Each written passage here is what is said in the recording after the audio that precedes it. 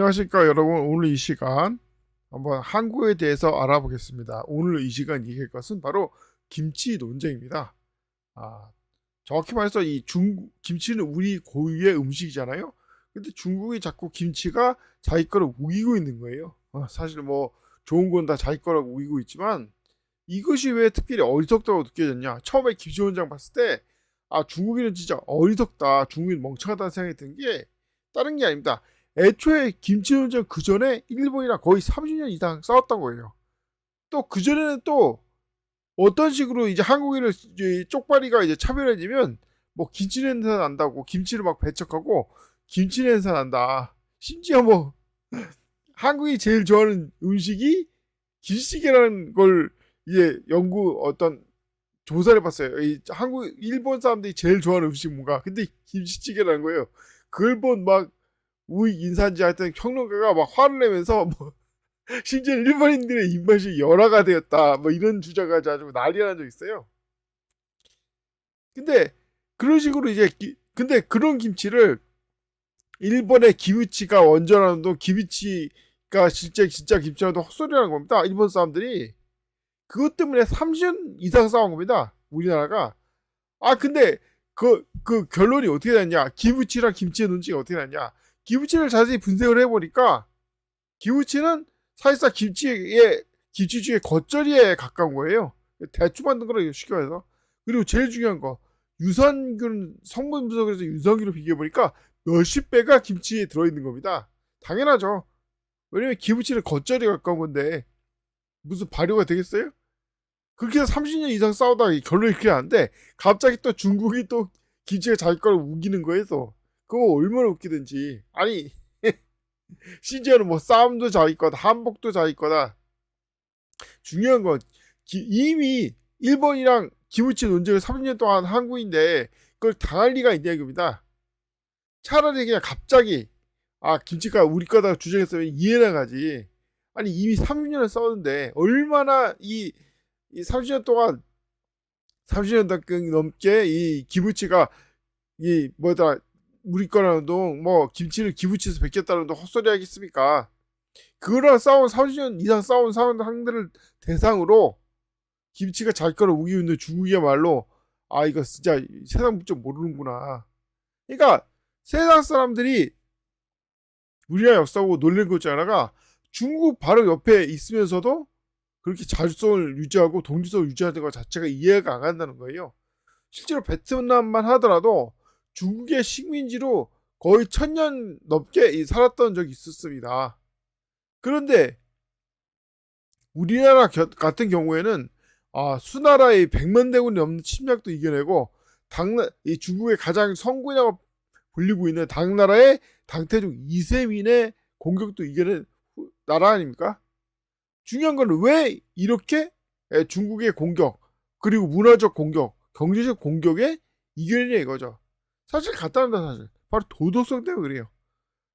뭐 사실 이제 뭐 이 뭐였다 공자가 뭐 중국 사람 한국 사람이라고 가르친다는 헛소리가 나왔지만 사실 이제 이 소문에 의하면 이 대만이 이걸 퍼뜨렸다는 얘기 들어요. 얘기 나와요.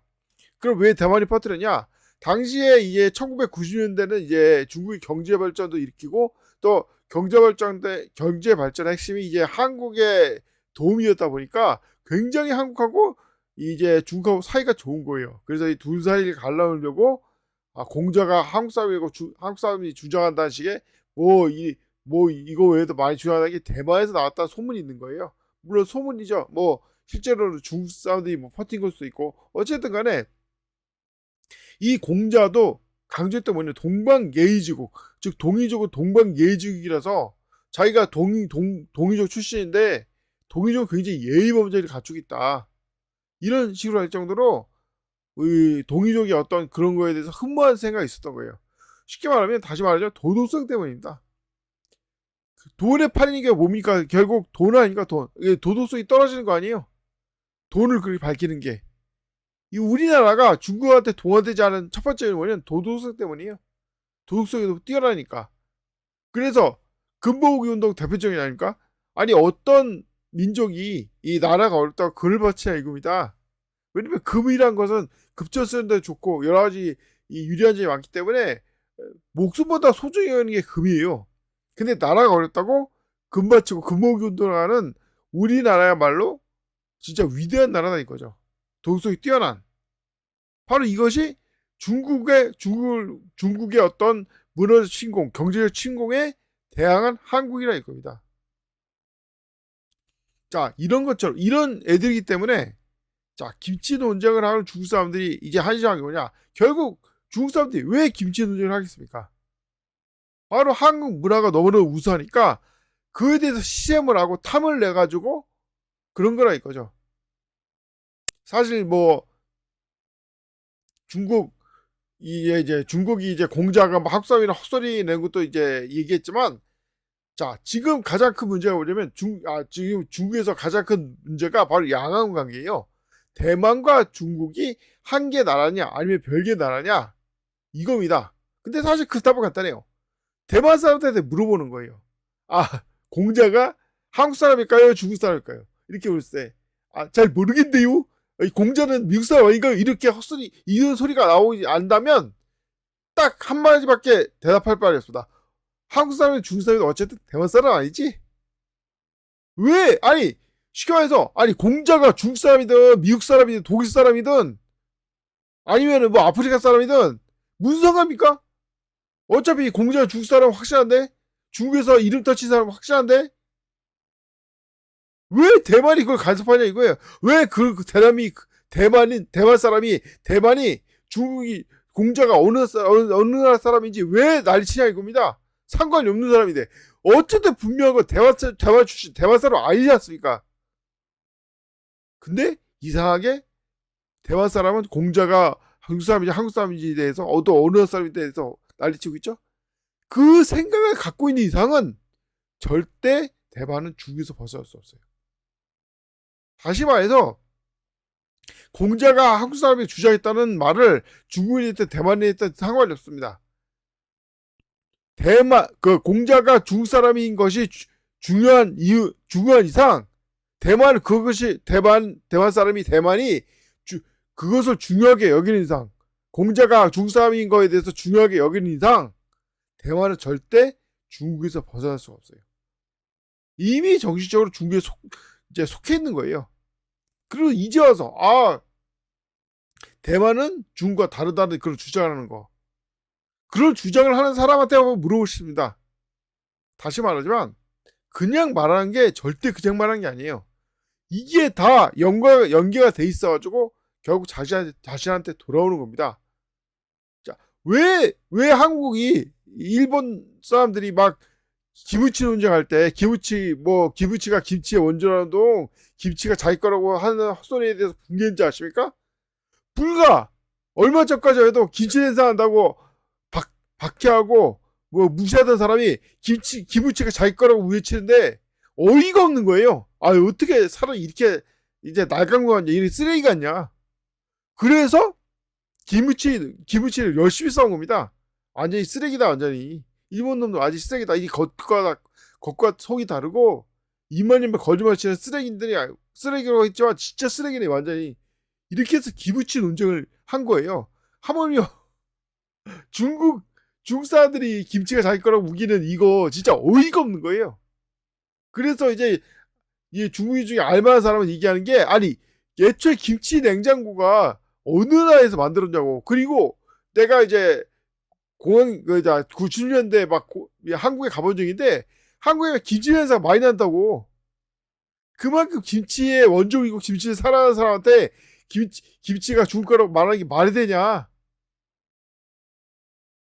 심지어 이제 제대로 공부한 사람은 한자도 한국 사람이 발견했다고 얘기하는 거예요. 물론 이제 한자가 한국과도 한국 사람이 발명했다 이게 주장은 안 하지만 생각 있고 공부를 많이 한 사람은 동북공정 이런 헛소리에 놀아하지 않습니다. 이거는 왜 이런 주장을 해요? 다 이익이 걸렸으니까. 돈 되니까. 돈 때문에 자기 양심을 팔아넘기고 돈 때문에 자기 도덕심을 팔아넘기고 그래서 중국의 미래가 어두운 거예요. 이런 사람들이 무슨 짓을 하겠습니까? 제일 심각한 문제가 뭐 불량식품도 만들고 여러 가지 많지만 제시가 뇌물을 그렇게 받는 거예요. 아는 사람 알아요. 이 중국이 이제 완전히 썩었다고, 완전히 뇌물 엄청나게 받는다고. 지금도 뇌물 사건 간간히 터지죠. 아니 뭐 그냥 중국의 사치는 뭐 이제 뭐 차원이 틀리다는 말이 있을 정도로 결국 이것이 하나하나 모여가지고 이 양심을 안 지키고 이 파렴치하고 더러운 짓을 한 대가를 받는 겁니다. 세상은 다 따로따로 떨어진 것 같지만 연결돼 있어요. 자, 한류 하나더라도 얘기했죠. 한류의 제일 첫 번째 조건이 뭐냐? 바로 남을 침략하지 않는 거다. 왜? 남을 침략하면 그 침략당한 사람들이 가만히 있습니까? 그 역사가 어디 사라져요? 끝까지 마음에 품고 있다가 만약에 한류 같은 게 막 세상으로 전파되면 한국한테 피해 침략당하고 피해 입은 사람들이 난리치겠죠? 아, 한국이 과거에 어떻게 했는지 아냐? 근데 그런 사람들은 중국과 일본밖에 없는 거예요. 근데 중국 일본이 뭐 침략해서 그렇습니까? 시샘하고 돌이 된다고 날치고 있는 거지. 그러니까 외국 사람들이 그거 알고서 더 욕을 하는 거예요. 완전 쓰레기라고. 한국을 시샘한 쓰레기라고. 그것이 바로 한류의 비밀이고 지질이에요. 자, 기무치 논쟁. 한심하죠. 하지만 중요한 게 있습니다. 교훈이 뭐냐? 도덕적으로 살아야 되는 거예요. 거짓말을 하면 안 돼요. 왜? 거짓말은 반드시 보응을 받기 때문에.